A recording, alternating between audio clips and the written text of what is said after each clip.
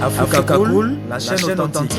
La RDC fait face à la guerre d'agression dans sa partie est. Aujourd'hui, les villes de Goma et Bukavu sont sous occupation de l'armée rwandaise. Quel est le rôle de la société civile dans les contextes de la guerre, dans les contextes de crise? Avec nous sur ce plateau, pour en parler, Maître Patient Bachombe, il est coordonnateur de la dynamique communautaire pour la cohésion sociale et le développement du Code RDC. C'est une personnalité de la société civile. Il est en même temps modérateur principal du comité de crise pour la paix et la sécurité en République démocratique du Congo. C'est également une structure de la société civile. Beaucoup de casquettes. Ouais. Bienvenue sur ce plateau. Merci sincèrement, cher Mbal, de nous inviter à participer dans cette émission. Et nous voulons aussi profiter de l'occasion pour saluer tous les téléspectateurs à travers le monde qui suivent la RTNC. La DICODE, dynamique communautaire pour la cohésion sociale et le développement. Et en même temps, vous êtes modérateur principal du comité de crise pour la paix et la sécurité en République démocratique du Congo. Comment arrivez-vous à concilier? C'est la même chose, c'est différent? Écoutez, c'est toute une suite logique du travail que nous avons commencé à abattre au niveau de la société civile, parce que la DICODE a défini sa mission de pouvoir bâtir la cohésion nationale, la cohésion sociale. Et quand on bâtit la cohésion, c'est-à-dire on travaille sur des questions de sécurité, des questions de paix, et nous avons fourni un travail remarquable. Et pendant la période de la guerre qui nous est imposée, nous avons décidé, nous en tant que DICODE, avec d'autres structures, une centaine de structures de la société civile, pour mettre en place un comité de crise. Parce que, quand vous parlez de la centaine de structures de la société civile, ça veut dire il y a l'ICOCO, il y a combien d'ONG dedans? Il y a le cas des concertations de la société civile, il y a des dynamiques des femmes, Mouvement Rien Ça les femmes, elles sont tellement nombreuses, je la liste n'est pas exhaustive. La liste n'est pas exhaustive. Il y a plusieurs organisations, des dynamiques des mouvements citoyens, des mouvements de femmes, des syndicats, il y a des corporations, des communautés. Et vous êtes décidé de vous mettre ensemble? On s'est mis ensemble pour que nous puissions jouer notre rôle, nous puissions jouer notre partition de la société civile, parce que pendant ces temps, effectivement, le pouvoir, que ce soit les institutions, l'armée, la police, les services de sécurité jouent leur rôle, et nous, en tant que société civile, nous devons aussi jouer le nôtre, parce qu'il y a une crise multidimensionnelle qui s'est créée du fait de cette agression. Est-ce que vous savez qu'aujourd'hui, par exemple, à travers le pays des Grands Lacs, ici, que ce soit au Burundi, en Tanzanie, au Kenya, en Ouganda et même au Rwanda, il y a plus de 200 000 réfugiés qui ont fui et qui sont laissés comme ça, sans soutien, et ils vivent une situation de précarité sans nom aujourd'hui, et personne ne s'occupe d'eux. Alors il faudra quand même que nous, en tant que société civile, nous soyons en train d'alerter, non seulement d'alerter, mais aussi de trouver des solutions. Au niveau interne, il y a des déplacés, des millions de déplacés. Des déplacés internes qui ont été sommés notamment à Goma, quitter leur site pour entrer dans leur... Mais pour aller où? Il y en a qui ont quitté Goma et qui sont rentrés chez eux. Ils ont trouvé leur maison déjà occupée. Et il y en a plein qui sont dans la forêt, dans la brousse, dans le parc. Et ce sont des mamans, des enfants, des vieillards. Et donc, cette question humanitaire, et là, je n'ai parlé que de la question humanitaire, je n'ai pas parlé encore de la question, je vais dire, économique. Comment ils vivent? Comment ils vont faire? Quand vous êtes à Goma, par exemple, aujourd'hui, beaucoup de familles ne savent pas à quel sein se vouer. Il n'y a rien, il n'y a pas de production. Donc, en tout cas, la situation est critique. C'est une situation de crise. Donc, voilà la raison pour laquelle nous avons décidé de mettre en place cette structure. C'est vrai que ce n'est pas, très, très durable dans le temps. C'est juste par rapport au contexte de crise. Au contexte de crise, oui. Voilà, Maître Patient Bachombe, il y a la DICODE, il y a les comités de crise pour la paix et la sécurité. Quel est le rôle que vous jouez en cette période? D'abord, tout en étant non partisan au conflit, vous êtes de la société civile, mais n'oubliez pas que vous êtes congolais. Quel est le travail que vous faites pour aider le pays à sortir de cette crise, justement? Alors, nous jouons sur plusieurs fronts également, en tant que société civile, mais je voudrais d'abord dire que dans cette situation de guerre, nous avons priorisé la question de la diplomatie citoyenne.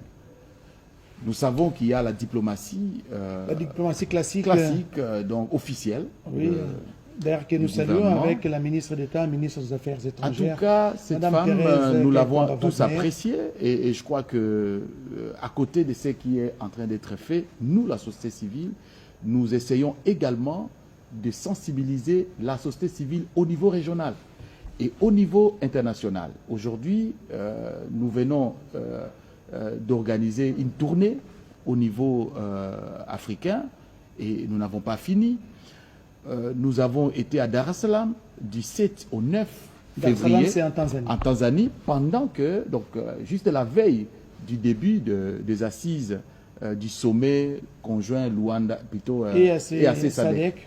Et donc, nous avons essayé d'influencer, parce que nous avons même envoyé notre note de plaidoyer dedans, et nous sommes restés le lendemain pour évaluer ce qu'ont été les résolutions de ce sommet. Si ce n'est pas un secret, parce que le sommet a déjà eu lieu, quel est le contenu de votre plaidoyer? En tout cas, nous avons demandé qu'il y ait cessation immédiate des hostilités et le retrait, n'est-ce pas, de l'armée rwandaise du sol congolais. Déjà, même si ça n'a pas été respecté, mais le sommet l'a clairement présenté comme tel. Et nous avons été avec nos collègues qui viennent de beaucoup de pays de la région.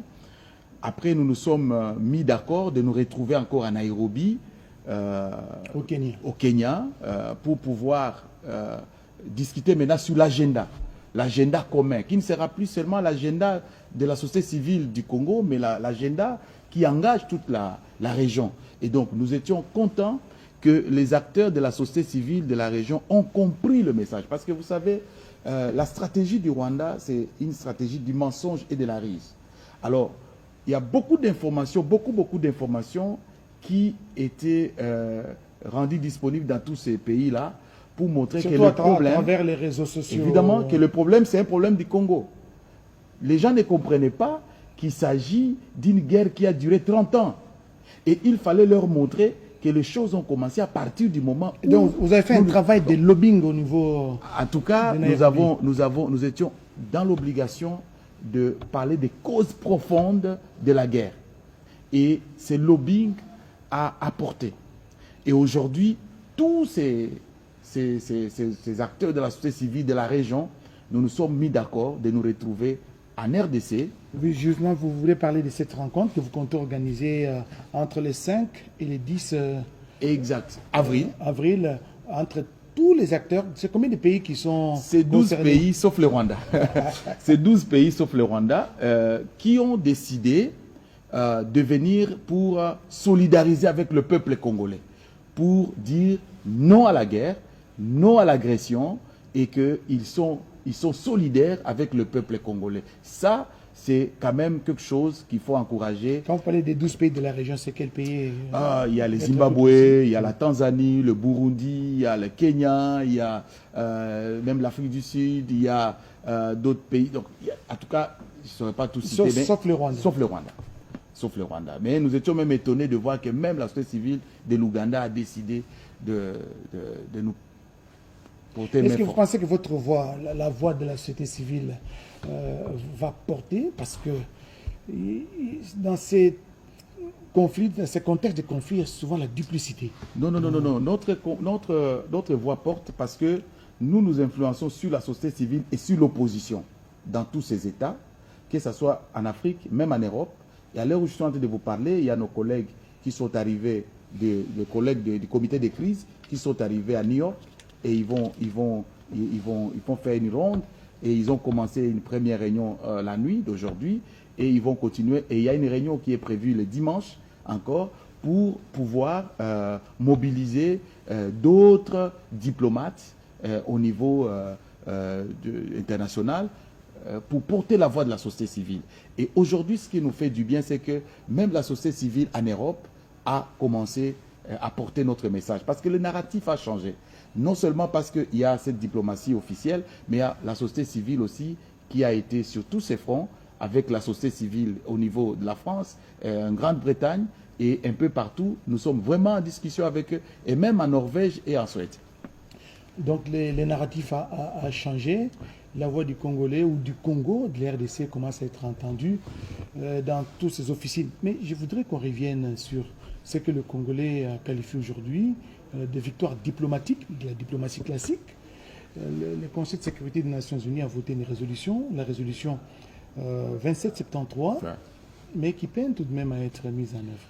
Écoutez, la résolution sera mise en œuvre et je crois que c'est la raison pour laquelle il est prévu un autre sommet qui va se tenir, je crois, le 4 avril, et donc pour des mécanismes de mise en œuvre.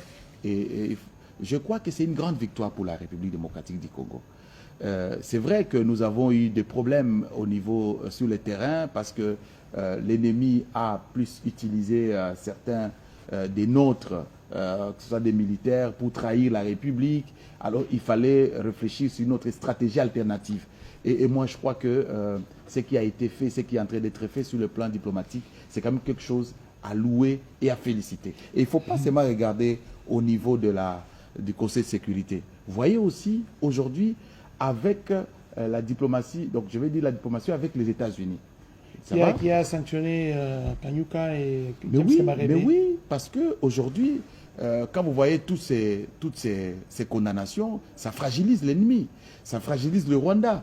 Vous savez que l'économie du Rwanda est essentiellement composée des aides internationales de beaucoup de pays. Ils n'auront plus, je crois, plus de 60%. Ils n'ont pas ça. La Grande-Bretagne, la France, l'Allemagne, les États-Unis. Voyez-vous, donc maintenant, il ne tient plus. Et il y avait aussi un autre pourcentage, je crois 40 ou 35%, c'était les pillages qu'il organisait en RDC. Et une petite portion, c'est la production locale. Donc aujourd'hui, Kagame est Dormir. Aujourd'hui, il est Dormir, il ne peut plus tenir longtemps. Il ne peut plus tenir longtemps. Et c'est pourquoi vous voyez même ces gestes, vous voyez comment il commence à vociférer, il commence à porter presque des injures, ainsi de suite. Donc, nous pensons que la diplomatie congolaise, vraiment, c'est un champ sur lequel nous avons eu beaucoup d'avancées et de victoires. Maître Patient, je voudrais qu'on réfléchisse ensemble. En 2012, le Conseil de sécurité des Nations Unies avait voté une résolution, la résolution 2076, qui avait, pratiquement presque dans les termes identiques, qui avait sommé les troupes rwandaises à l'époque, les M23, de quitter la ville de Goma.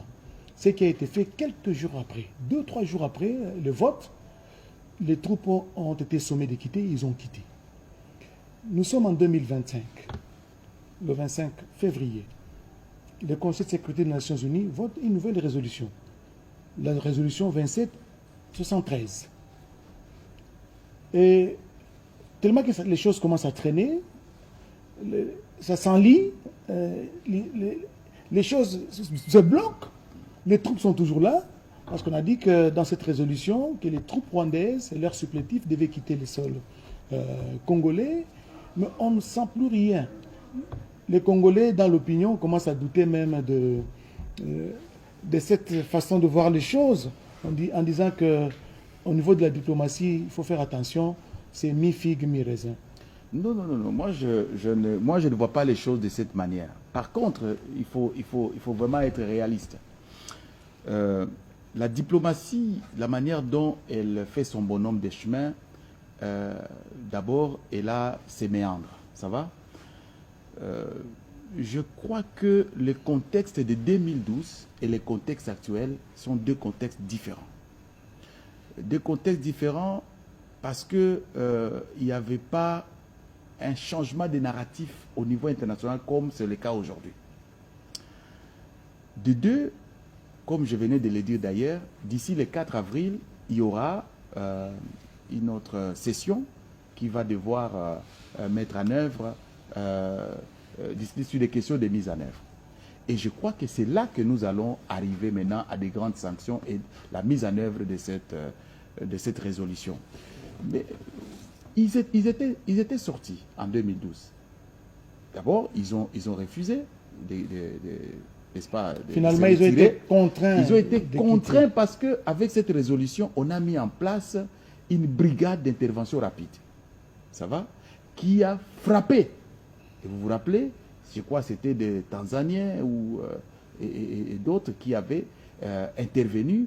Il y avait à côté de ça d'autres Congolais forts qui s'étaient beaucoup investis, comme les Mamadou Ndala et les autres qui ont été tués plus tard. Mais moi, je pense qu'il faut laisser un peu de temps que cette réunion ait lieu, cette session ait lieu, et juste après, vous allez voir que les choses vont s'accélérer. Les choses vont s'accélérer d'elles-mêmes. C'est pas loin. Ouais. Nous attendons cette date, cette session qui va statuer sur la République démocratique du Congo. Maître Patient, je revenais un peu sur ce que vous faites comme activité sur le terrain. Je voulais qu'on parle de la quinzaine de la citoyenne, avec les différentes recommandations qui sont issues de cette organisation, la quinzaine citoyenne. Alors, la quinzaine citoyenne, c'est un espace. C'est un espace offert pour les acteurs de la société civile de discuter, d'échanger sur le contexte.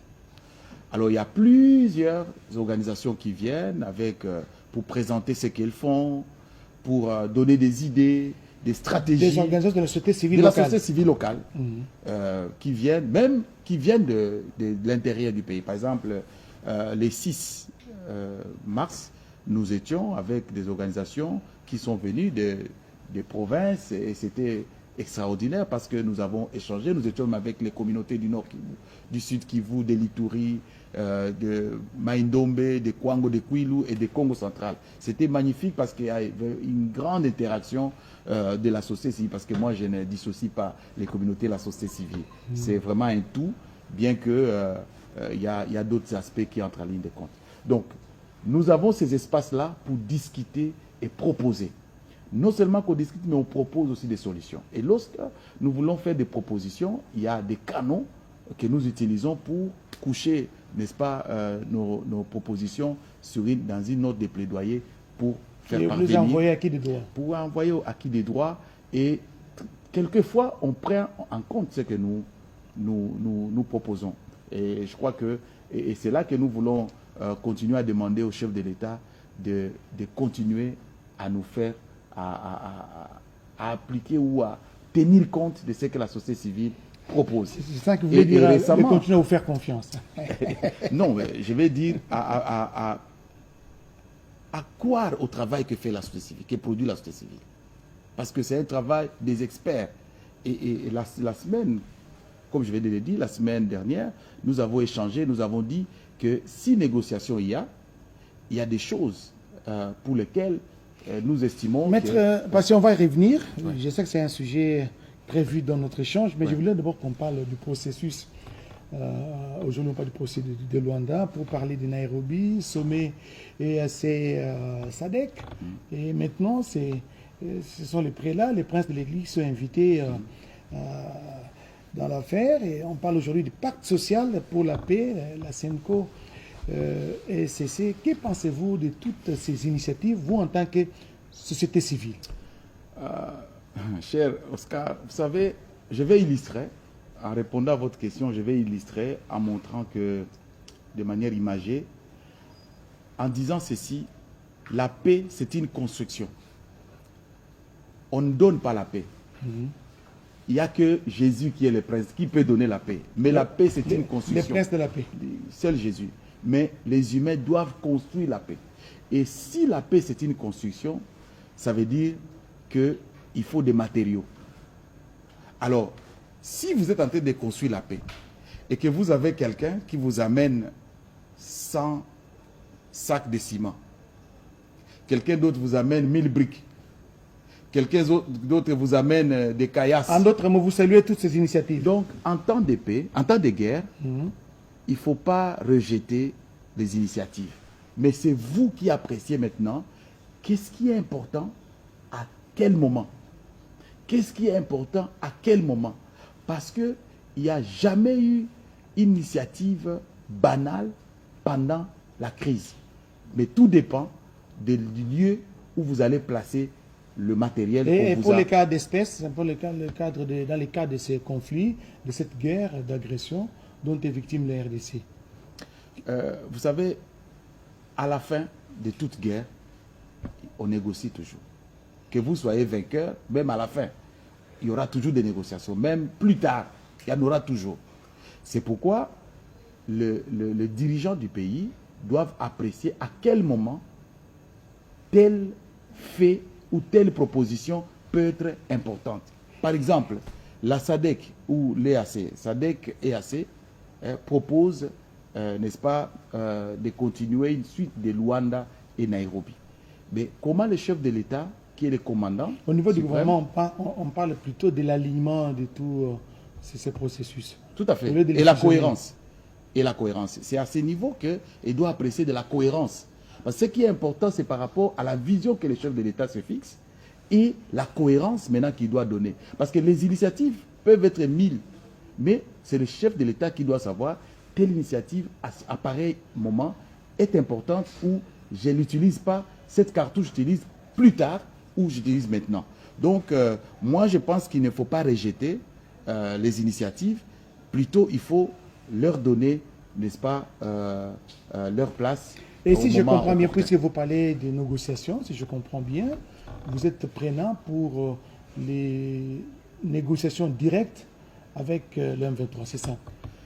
Écoutez, nous avons tous suivi ici que Luanda, n'est-ce pas, le président angolais, Joao Lorenzo. Lorenzo, a annoncé les pourparlers avec les M23, que ça soit direct ou indirect.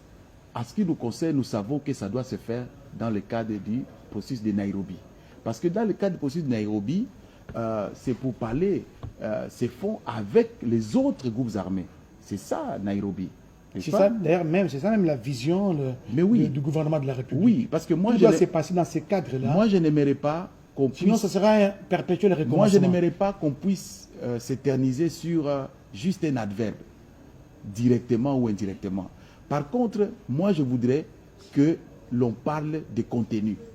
Voyez-vous, parce que les mêmes contenus qui peuvent être évoqués dans le processus de Nairobi, les mêmes contenus peuvent être évoqués n'importe où. Voyez-vous, c'est là l'enjeu, en fait. C'est là l'enjeu. Mais aussi, c'est de savoir qu'est-ce qu'ils vont amener. Parce que, dans leur cahier de charges, qu'est-ce qu'ils vont amener? Parce que le Rwanda, n'est-ce pas, est déjà en discussion avec la RDC à travers les sommets, que dis-je, les sommets... Le sommet EAC-SADC. EAC-SADC, ils ont été ensemble, et Luanda qui continue. Ça va? Pourquoi aujourd'hui on ne peut pas négocier en position de faiblesse? Non. Aujourd'hui, si on doit négocier, la RDC doit négocier en position de force. Parce qu'avec la convention avec les États-Unis, avec à notre actif la résolution 2773, on est fort diplomatiquement. Donc on ne négocie plus en position de faiblesse. On négocie, on leur demande, si vous êtes des Congolais, présentez vos allégations ou vos cahiers de charges qui sont dégrainés, enfin, de toutes les réclamations du Rwanda ou des cahiers de charges du Rwanda. Parce que dans les cahiers de charges du Rwanda, c'est quoi? C'est les FDLR. Et quand vous regardez ce que l'M23, c'est ce que l'M23 présente. Non, pas question. On parle des réfugiés rwandais ou des réfugiés que le Congo ne reconnaît pas. Hein? Voyez-vous, on parle, il y a plusieurs questions comme ça qui sont évoquées. Non. Si le moment de négociation arrivera, on négociera sur des cahiers de charges. C'est un cahier de charges qui porte sur les revendications internes. Si ce sont des revendications internes, et ça sera la même chose comme les autres groupes armés qui ont pris les armes. Voyez-vous, à ce moment-là, le cadre est bien structuré. C'est Nairobi. Voyez-vous. Donc, pour notre part, nous pensons que c'est pas... Ça, mais je voudrais quand même dire quelque chose. Allez-y. Je voudrais quand même marteler sur le fait que la violence, on ne doit pas recourir à la violence pour réclamer, pour présenter des réclamations. Non. Parce que la violence n'a jamais résolu des problèmes, surtout des problèmes politiques. Parce que là, je parle et du côté contre les M23 et contre les groupes armés qui ont pris des armes, contre notre pays. Vous voyez même au Rwanda, avec la guerre de 94, hein, jusqu'à aujourd'hui, 30 ans après, on n'a jamais fini cette guerre parce qu'on est toujours en quête des FDLR. Vous voulez parler du génocide? Oui, des génocides. Pourquoi? Parce qu'il y a toujours moyen de résoudre des grands conflits comme ça de manière pacifique. Et c'est faisable. Et je comprends, c'est la société civile qui est en train de parler, mais je voulais qu'on parle un peu justement de l'accord cadre d'Addis Abeba qui a totalisé 12 ans d'existence cette année. Il y a certains Congolais qui estiment que nous devons rentrer dans les cadres de cet accord cadre d'Addis Abeba qui a porté de fruits en son temps. Effectivement, d'abord, les vertus du cadre de l'accord cadre d'Addis Abeba sont nombreuses. D'abord, vous allez vous rappeler que c'est le seul accord où tous les chefs d'État de la région, et même Kagame, a mis sa signature. C'est le seul accord où les pays, les États se sont engagés à ne pas héberger, n'est-ce pas, les rebelles dans leur pays pour attaquer notre pays. C'est le seul accord où on a des garants comme l'Union africaine, comme l'Union européenne, comme les Nations unies, les seuls, voyez-vous. Et il y a aussi des accompagnateurs comme la Banque mondiale, comme d'autres instances financières. Donc, l'accord cadre devrait être revitalisé, voyez-vous, au lieu de jeter en bloc tout. Parce que le risque que nous courons, c'est que l'on puisse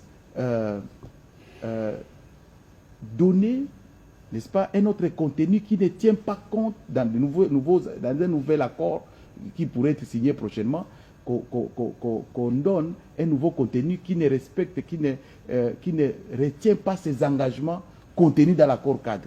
Et là, ça risque d'effacer ou de mettre et ce sera un perpétuel recommencement. Ça sera un perpétuel recommencement. Ce que nous voulons, c'est qu'il y ait une cohérence et que désormais nous puissions en finir avec la guerre et que nous puissions commencer un nouveau chapitre pour la paix. Maître Patient Bachomé, nous sommes en train de terminer cette émission. Je rappelle que vous êtes un acteur majeur de la société civile, coordination de la dynamique communautaire pour la cohésion sociale et le développement, et en même temps modérateur principal au sein du comité de crise de la sécurité pour la République démocratique du Congo.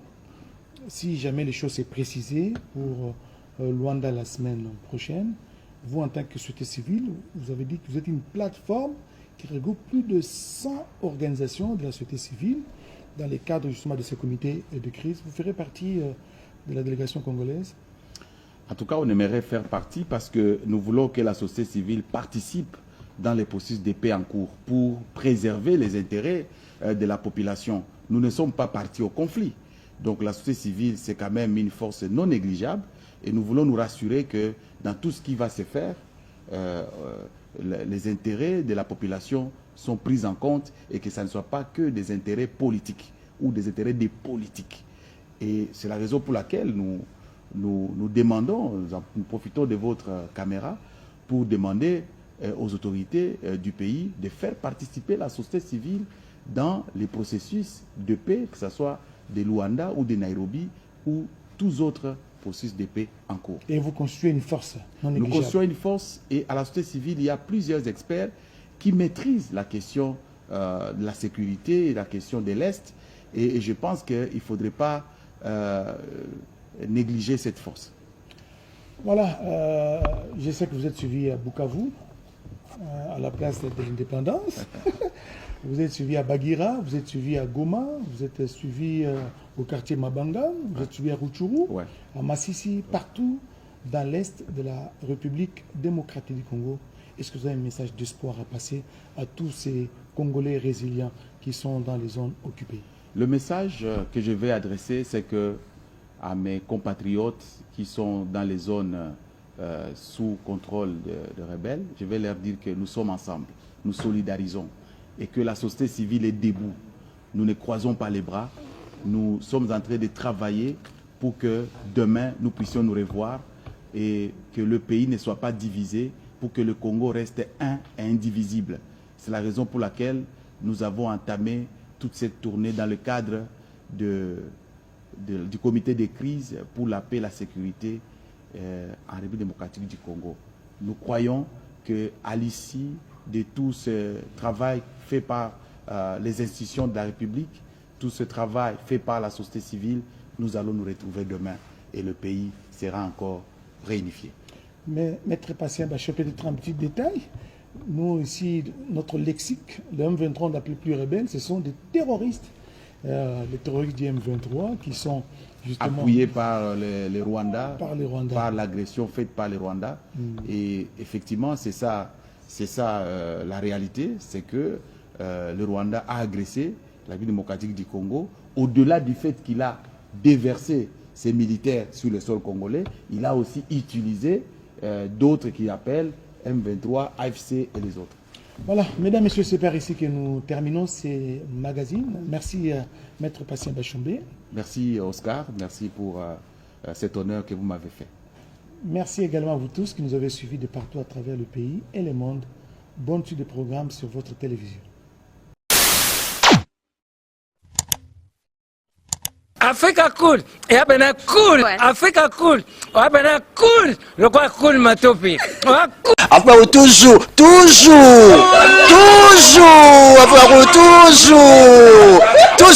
après, c'est bon. Et ça chaîne est bien. Et puis, vous êtes très rapide. Et ça très rapide. Et ça chaîne, mon co, bako ça a bien confiance. En tout cas, nazo senga na bato oyo nanu ba souscrire te bazwa. Donc, et ça vraiment net oyo balo bakaki buka lelo, lamba lelo, lia lelo. Vous voulez le Congo? Pour que le Congo devienne cool, pour suivre les cool analyses, alors revenez et abonnez-vous massivement. Bobozala Moana, massivement. Alors beaucoup de gens ils pensent que l'Afrique cool donne l'information en temps réel. Mais je ne crois pas cela. C'est-à-dire l'Afrique cool donne l'information en temps réel et en temps chirurgical. Si tu ne suis pas, tu as la crise cardiaque. Qu'est-ce que tu penses de l'Afrique cool? C'est Pépélé. Africa Cool, c'est la destination de prédilection pour une communication optimale. Longo Dianabino Mama. Africa Cool Télévision est une chaîne qui est en train de réunir toutes les tendances. Donc les chrétiens s'y retrouvent, les païens s'y retrouvent, les politiciens s'y retrouvent, les femmes ménagères s'y retrouvent. Donc Eza Eloro na biso to sepela ranango yango chaque fois son aye na Kinshasa, il faut namona Africa Cool. Et au monde de la chaîne Oeza impartial. Et le rôle de Babino, vous méritez le soutien de la population ainsi que des institutions communes. Biso nyonso to s'abonner à Afrique Cool. Afrique Cool oyo. Zengo. Afrique Cool, merci beaucoup leader. Non, je remercie en tout cas Africa Cool, leur support et on leur souhaite bonne chance pour la suite.